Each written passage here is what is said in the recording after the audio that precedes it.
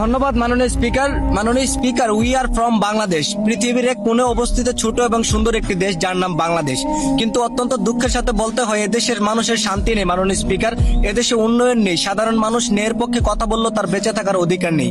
মাননীয় স্পিকার, যে দেশে হাদি হত্যার বিচার আজও কেউ পায়নি, হাজার হাজার ছাত্র জনতার রক্তের বিনিময়ে নতুন করে দেশ স্বাধীন হওয়ার পরও জুলাই সনদ কার্যকর হয়নি, সে অভিশপ্ত দেশে কিভাবে শান্তি ফিরে আসবে?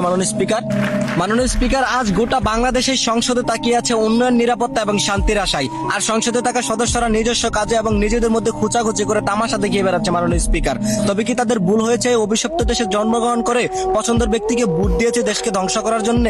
দেশের উন্নতিশীল রাষ্ট্রগুলোতে কাফের এবং বিভিন্ন নিকৃষ্ট ধর্মাবলম্বীদের বসবাস থাকার পরও কেন তারা এত উন্নত, কেন তারা এত সুখী জানেন? কারণ সেই দেশের সাধারণ মানুষেরা শ্রম এবং জীবিকা নির্বাহ করে খায়, চাঁদাবাজি, খুন খারাপি, টেন্ডারবাজি করে নেয়। মাননীয় স্পিকার, পৃথিবীর সর্বপ্রথম সূর্য উদয়ের দেশ জাপান, যা আমাদের এশিয়া মহাদেশে অবস্থিত।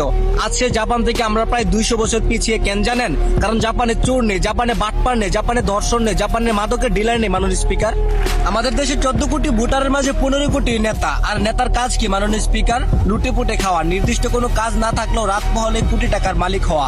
এই বাংলাদেশ কিভাবে উন্নত হবে? মাননীয় স্পিকার।